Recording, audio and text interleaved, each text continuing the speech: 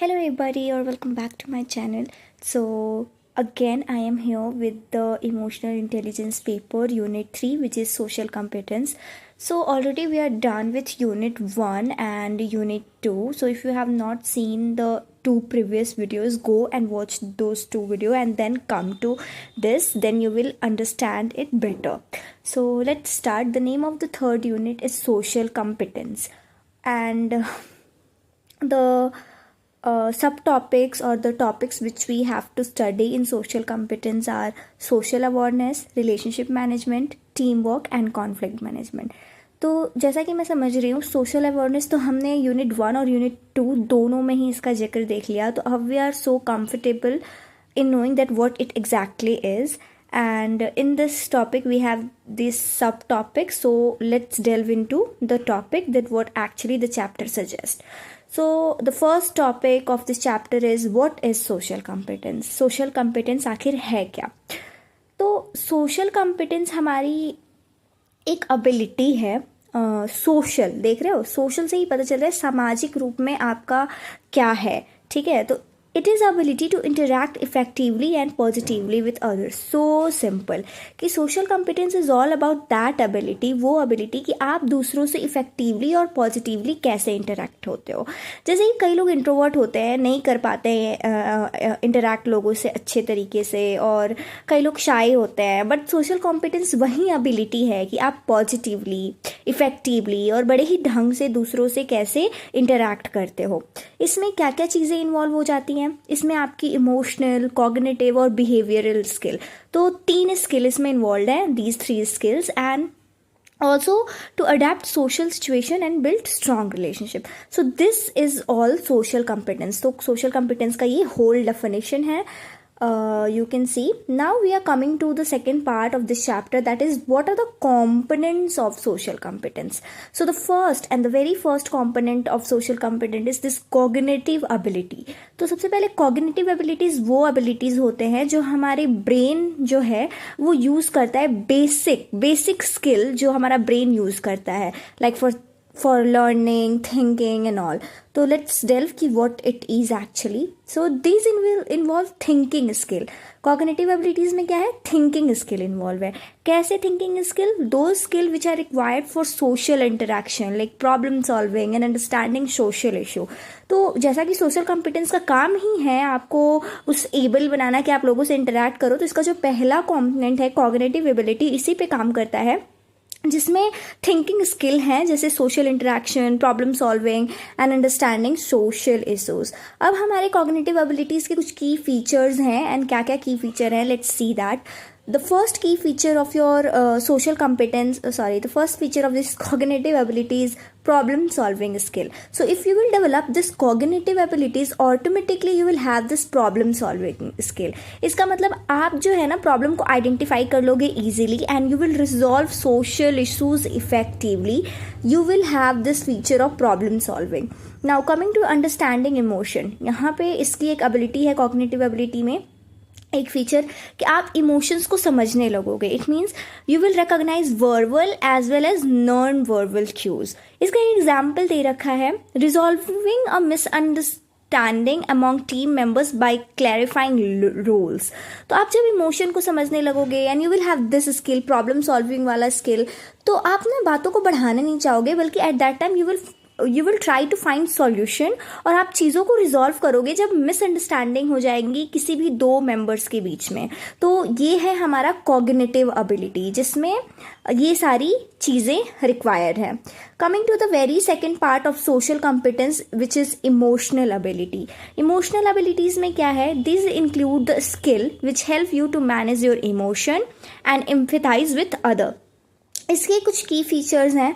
अब इसमें क्या क्या है की फीचर? पहला इसका की फीचर है इमोशनल रेगुलेशन. इसमें है you have to stay calm and composed in challenging situation. तो इमोशनल एबिलिटी का की फीचर है कि इमोशनल रेगुलेशन होगा, मतलब एक इंसान जो है वो काम रहेगा, कंपोज्ड रहेगा even in the challenging situation. दूसरा इसका फीचर है empathy. Empathy it means kindness towards other and sharing feelings of other. So ये आप ऑटोमेटिकली आ जाएगा, it is a feature of this emotional ability.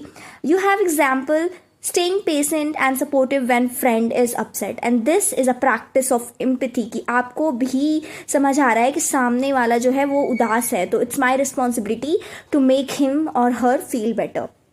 The third component of the social competence is behavioral ability. These involve social behavior and your communication skill. इसके key features क्या क्या हैं? पहला है communication skill. तो communication skill, as you know, one of the most important thing. So it is all about active listening, clear expression, and adapting social cues. Collaboration, the second feature, working effectively with other. Collaboration आप समझ रहे हो, collaborate करना यानी दूसरों के साथ मिलजुल के काम करना. इसका एग्जाम्पल आप क्या लिख सकते हो? Listening attentively during group discussion and contributing constructively. यानी यहाँ पे आप कोलैबोरेट, यानी कोलैबोरेट नहीं बल्कि आप, ये कम्युनिकेशन स्किल में आ जाएगा कि आपके पास एक्टिव लिसनिंग है, कि जब सामने वाला कुछ बात कर रहा है तो मैं ध्यान से सुनूं, because listening is the first step. Now अब हम देखते हैं कि किस तरह से सोशल कंपिटेंस का डेवलपमेंट होता है in our life. So social competence develop gradually. ये जो social competence है ना कहीं हमारे रियल लाइफ से जुड़ा हुआ है, कि हम पे ही डिपेंड करता है कि कौन सा बच्चा जो है कैसा उसका बैकग्राउंड रहा है एंड हाउ ही और she has evolve throughout the time period. तो डेवलपमेंट जो है सोशल कॉम्पिटेंस का ये काफ़ी ग्रेजुअल प्रोसेस है and it is influence by interaction at different life stages. हमारी लाइफ के डिफरेंट स्टेजेस से भी ये इंटरेक्ट होता है. तो जो पहला स्टेज होता है हमारी लाइफ का, you all know that is infancy, जो 0 से 1 साल के जो बच्चे होते हैं उनका. तो इस पीरियड में क्या होता है उनके साथ, how they develop their social competence. तो एट दिस एज और at this time period they learn to trust and form bonds with caregiver. जो छोटे बच्चे होते हैं आप देखोगे वो बहुत ज़्यादा टाइम अपने माँ के पास रहना पसंद करते हैं, बिकॉज उन्हें एक अटैचमेंट हो जाती है. So at this age they learn to trust and form a bond with caregivers. Development of basic emotional responses like smiling and crying. तो जो इन्फेंसी वाला ईयर है ना, ये टाइम पीरियड लाइफ का, इसमें होता ये है कि जो बच्चा है वो एक इमोशनल रिस्पॉन्स करना सीखेगा. लाइक उसे समझ आएगा कहाँ हंसना है कहाँ रोना है. जब उसे कुछ दुखेगा, जब वो कोई प्रॉब्लम में होगा, जब वो उसे कुछ हर्ट हो रहा होगा, वो रोएगा. So he is just identifying this smile and crying criteria. अब आ जाते हैं second stage of life which is early childhood, और ये 2 से 5 साल के बच्चों के साथ होगा. इसमें क्या क्या डेवलपमेंट होती है सोशल कॉम्पिटेंस की. Here developing sharing, empathy and cooperative play. तो यहाँ पे बच्चा कुछ शेयर करना सीखेगा. जब उसके दिल में कोई बात होगी he will try to share with his mother और with his or her father. उसके अंदर एम्पैथी आएगी, दूसरों के प्रति वो काइंडनेस वाली फीलिंग, वो थोड़ा कोऑपरेटिव प्ले बनेगा. तो इस टाइम पे ये सारी चीज़ें डेवलप होती हैं. Beginning to understand feelings of other, and this is one of the most important thing. तो एक जो बच्चा होता है 2 से 5 साल के बीच, इसी उम्र में वो दूसरों की फीलिंग्स अब समझता है कि मैं ये काम कर रहा हूँ तो इससे दूसरा वाला, सामने वाला इंसान खुश हो रहा है या दुख हो रहा है. So that is the time period where he और she understand this. Now the third stage is this middle childhood from 6 to 12 years old. और इसमें देखो बच्चा दोस्ती बनाना सीखता है, लर्निंग ग्रुप डायनेमिक. स्कूल जाने लगते हैं बच्चे and they learn see different kind of people, they interact with different people, different friends, और तब वो वहाँ दोस्ती बनाना सीखते हैं, अलग अलग ग्रुप से मिलते हैं, तो बहुत सारी चीज़ें सीखते हैं. कॉपिंग विथ एक्सेप्टेंस, कोपिंग, यानी अब देखो यहाँ पे ये एज टाइम पीरियड है ना, ये एक्सेप्टेंस जैसी चीज़ें, रिजेक्शन जैसी चीज़ें, टीम वर्क जैसी चीज़ें सीखते हैं. तो लाइफ का जो स्टेज है ये वाला 6 to 12 years वाला, यहाँ पे अब आपको एक्सेप्ट करना पड़ेगा. लाइक एक बच्चा है वो होमवर्क नहीं करके आएगा तो वो पिट रहा है, तो उसे ये एक्सेप्ट करना पड़ेगा कि it was my mistake and that's why I am getting this punishment. उसे रिजेक्शन से को फेस करना पड़ेगा. अब यहाँ पे वो स्कूल में देखते हो बहुत टीम वर्क्स होते हैं, तो इसको भी वो फेस करेगा लाइफ में. अब आता है टाइम पीरियड लाइफ का adolescence which is 12 to 18 years वाला ओल्ड. इसमें एक developing independence and deeper social relationship, ये थोड़ा क्रूशियल स्टेज ऑफ लाइफ है. यहाँ पे 2 चीज़ें होती हैं, एक तो डेवलपिंग इंडिपेंडेंस और दूसरा डीपर सोशल रिलेशनशिप. अब यहाँ पे ना एक रिलेशनशिप नहीं हो जाता है, बट लोग अब डीपली देखने लगते हैं. At this time period, we learn to respect privacy of other and so many things. Understanding different, देखो I was talking about this thing only, understanding different perspective and forming meaningful connection. अब इस stage पे we learn to understand the perspective of other कि हाँ उसके perspective से ये चीज़ सही हो सकती है, और meaningful connections अब यहाँ हम ढूंढने लगते हैं. हालांकि हमारे कनेक्शन में लोग यहाँ कम होते जाते हैं, बट जो भी होते हैं वो क्वालिटी में मैटर करते हैं एट दिस टाइम पीरियड. अब आ जाते हैं कि what are the key skill of social competence. Social competence की की स्किल्स क्या हैं? पहला है empathy. You know what empathy is? Kindness towards other, having that ability to understand feelings of other. दूसरा, अंडरस्टैंडिंग अदर्स इमोशन, या all about empathy. ये था empathy. Now इसका example, helping a friend who is getting through tough time. So it should be your responsibility. तो ये एक की skill है सोशल कॉम्पिटेंस का. अगर आपके पास एम्पैथी है then you are good at this social competence thing. Now the second is decision making. तो जब आपके पास सोशल कॉम्पिटेंस होगा तो you will become a good decision maker and problem solving skill अपने आप आपके अंदर आ जाएगी. Handling social conflict and making fair decision. इसका एग्जाम्पल है finding a compromise during disagreement in a team. तो जब कभी डिसएग्रीमेंट हो तो आप सोचोगे कि चलो थोड़ा कॉम्प्रोमाइज हो रहा है बट सारे लोग खुश हैं. तो at that time you will learn to this skill of problem solving.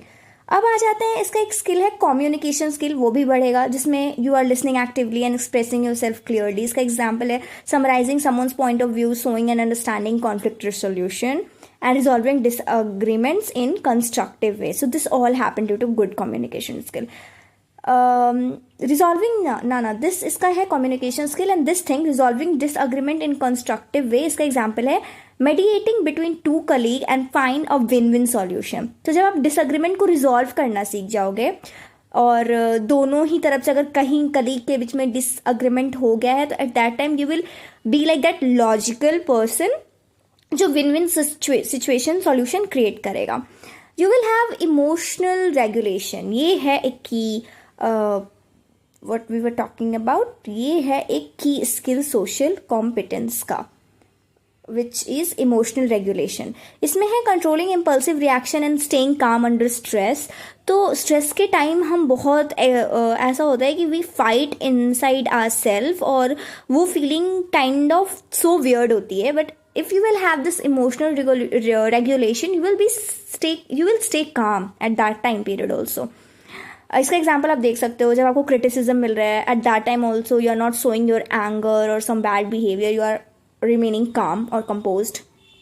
अब देखो कुछ स्ट्रैटेजीज यहाँ बताई गई हैं जिससे आप अपने सोशल कॉम्पिटेंस को वो कर सकते हो, बढ़ा सकते हो, सुधार ला सकते हो, एनहांस कर सकते हो.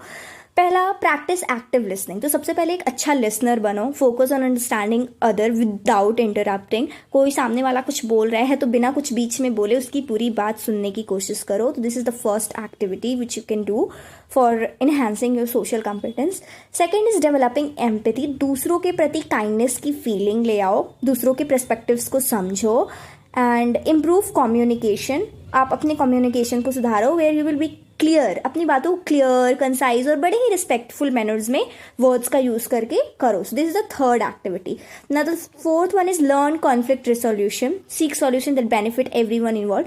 तो conflict resolution is all about आप जब सबका बेनिफिट देख रहे हो. ऐसा नहीं आप सेल्फिश की तरह बिहेव कर रहे हो, केवल अपना और अपने दोस्त के बारे में सोच रहे हो. नहीं, you are thinking about everyone. Reflect on interaction. Analyze past social situation to identify improvement. So these are some strategies जिसको आप यूज करके you can enhance social competence. अब क्या है सोशल कॉम्पिटेंस, क्यों ज़रूरी है भाई, क्यों हमें इन्हांस करना चाहिए इसे? तो देखो, पहला it will enhance your team work and collaboration work. Future में आप जब कभी जॉब करोगे you will get this opportunity to collaborate with other, और कहीं भी आपको टीम वर्क करना पड़े तो at that time you need this social competence. Second thing, build trust and strength in relationship. अगर दो रिलेशनशिप है, maybe two friends, two partners, two family members, anyone, at that time we need a trust. So it will build that trust and it will strengthen that relationship. Help in navigating social issue and professional challenges. So if you are working in a corporate section in office तो आपको बहुत सारे professional challenges वहाँ मिलेंगे. तो at that time you need this social competence. Finally we are coming to conclusion of this chapter which is कि social competence बड़ा ही crucial है. क्यों क्रूशियल है? For building a meaningful relationship and succeeding in social and professional environment. or by enhancing empathy, communication and emotional regulation you can become more effective in handling diverse situation. तो समझ में आ गया हमें कि social competence actually में क्यों ज़रूरी है, because it is enhancing so many things including empathy, your communication skill, your emotional regulation and so many things. So finally we are done with this chapter also, and we are left with only unit 4. So I will be doing that in next video. Thank you for watching, and if you like or dislike anything about this video, please let me know in the comment box. I will try my best to give my best. Thank you for watching.